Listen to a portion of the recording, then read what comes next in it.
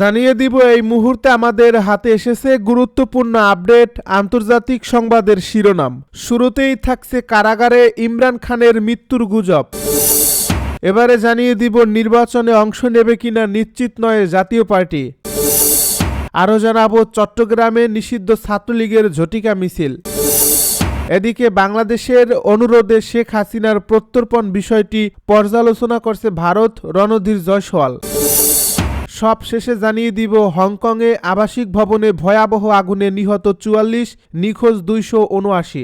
এতক্ষণ শুনছিলেন হাতে থাকা আপডেট সংবাদের শিরোনাম, এবারে বিস্তারিত। তবে তার আগে অনুরোধ রইল ভিডিওটিতে একটি লাইক এবং কমেন্ট করে জানিয়ে দিন ভিডিও সম্পর্কে আপনার মূল্যবান মতামত। আরও জানিয়ে দিন ভিডিওটি কোথা থেকে দেখছেন বা কোন জেলা থেকে দেখছেন।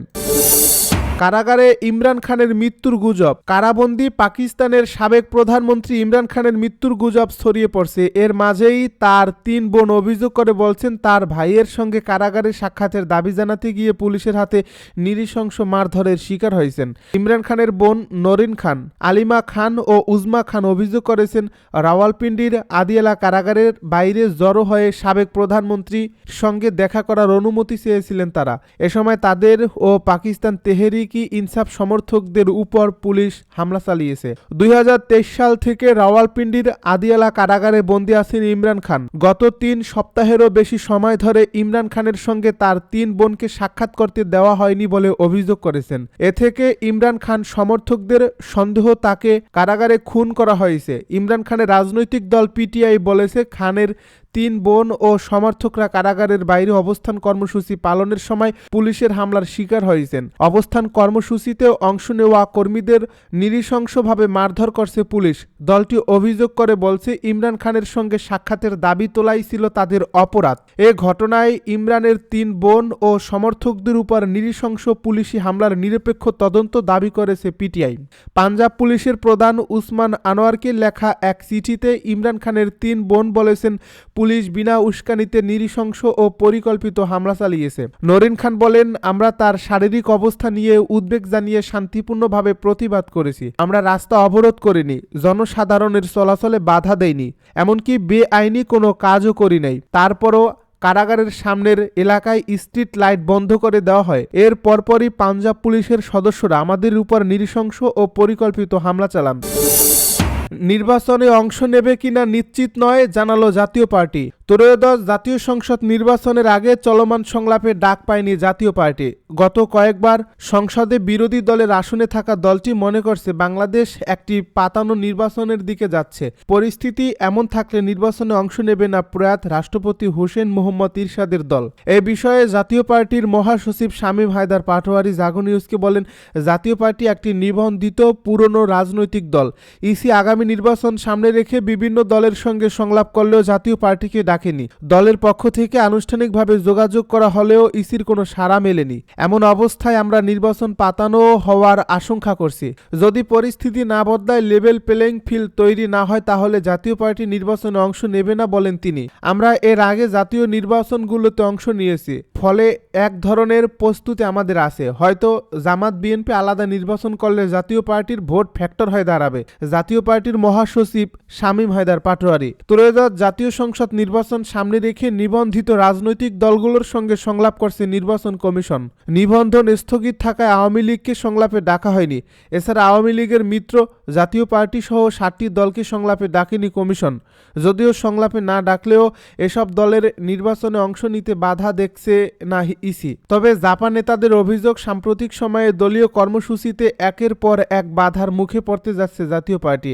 এমন অভ্যন্তরীণ অনিশ্চয়তার মধ্যেও পরিবর্তন আসবে এমন আশা নিয়ে মাঠ গোছানোর প্রস্তুতি চালিয়ে যাচ্ছে জাপা। পাশাপাশি জোটগতভাবে কার সঙ্গে যাওয়া উচিত বা উচিত নয় এ নিয়েও নেতাকর্মীদের মধ্যে জোর আলোচনাও রয়েছে।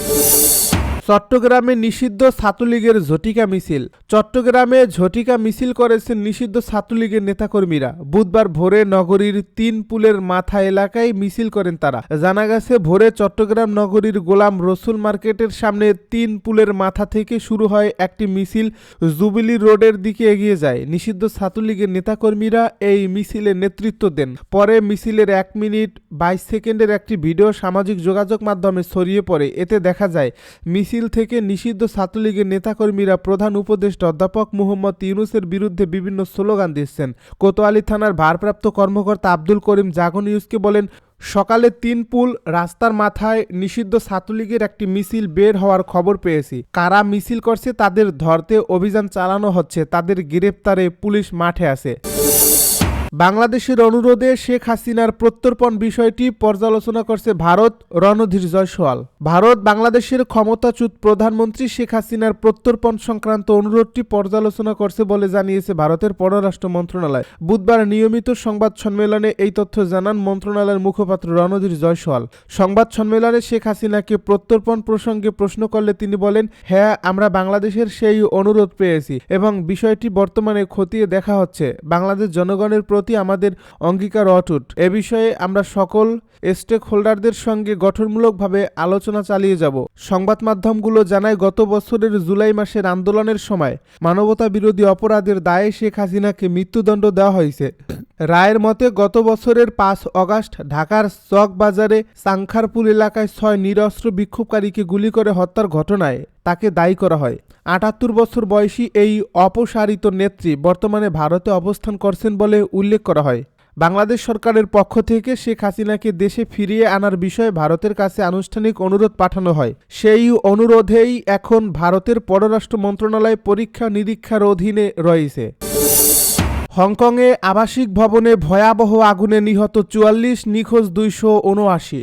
হংকংয়ে একটি আবাসিক কমপ্লেক্সের বহুতল কয়েকটি অ্যাপার্টমেন্ট ভবনে বড় ধরনের আগুন লেগে অন্তত 44 জনের মৃত্যু হয়েছে। এই ঘটনায় আরও 45 জনের অবস্থা আশঙ্কাজনক। এছাড়াও 279 জনের নিখোঁজ রয়েছেন এবং আহত অনেকেই হাসপাতালে আছেন। বুধবার স্থানীয় সময় দুপুর 2:51 নগরীর উত্তর অংশের তাপো এলাকায় ওয়াংফুক কোর্ট নামের ওই আবাসিক কমপ্লেক্সে আগুন লাগে। এই ভবনগুলোর ভেতরে এখনও অনেকে আটকে রয়েছেন বলে আশঙ্কা করা হচ্ছে। সেক্ষেত্রে মৃতের সংখ্যা আরও বাড়তে পারে বলে আশঙ্কা করছে দমকল কর্তৃপক্ষ। তবে অগ্নিকাণ্ড নিয়ন্ত্রণে আসছে বলে জানিয়েছেন নির্বাহী প্রধান জন লি। 3টি ভবনে আগুনের শিখা দেখা যাচ্ছে না বলে জানান তিনি। যাদের মৃত্যু হয়েছে তাদের মধ্যে একজন দমকল কর্মীও আছেন বলে নগরটির দমকল বিভাগ বিবিসিকে জানিয়েছে। আগুন নেভাতে কাজ করছে ফায়ার সার্ভিসের 8 শতাধিক কর্মী। 31 তলা এই ভবনগুলোতে ছড়িয়ে পড়া আগুন নিয়ন্ত্রণে আনতে গিয়ে বেশ কয়েকজন দমকল কর্মী আহত হয়েছেন। কিভাবে আগুন লাগলো তা এখনও জানা যায়নি। ওয়াংফুক কোর্ট 8 ব্লকের 2000 আবাসিক ইউনিটের একটি আবাসিক কমপ্লেক্স। 1983 সালে নির্মিত এই টাওয়ার ব্লক নতুন করে নির্মাণের কাজ চলছিল। দেশটির উত্তরাঞ্চলের তাইপো ডিস্ট্রিক্টের ওয়াংফুক কোর্টটিতে 8টি ব্লক রয়েছে, প্রায় 2000 ফ্ল্যাট। এই ভবনগুলোর বাইরের দিকে বাঁশ এবং নেট দিয়ে ঘেরা ছিল। বাস থাকার কারণে আগুন দ্রুত ছড়িয়ে পড়তে দেখা যায় ভিডিও ফুটেজে। হংকংয়ের দমকল বিভাগের কথায় এটি সবচেয়ে মারাত্মক ধরনের অগ্নিকাণ্ড। আগুন লাগার খবর আসার পর 40 মিনিটের মধ্যে এই অগ্নিকাণ্ডকে 4 মাত্রায় বলা হয়েছিল, কিন্তু এর কিছুক্ষণ পরই অগ্নিকাণ্ডের মাত্রা আরও বাড়িয়ে বলা হয় 5। হংকং 17 বছর পর এবারই মাত্র 5 মাত্রার অগ্নিকাণ্ড দেখা গেল।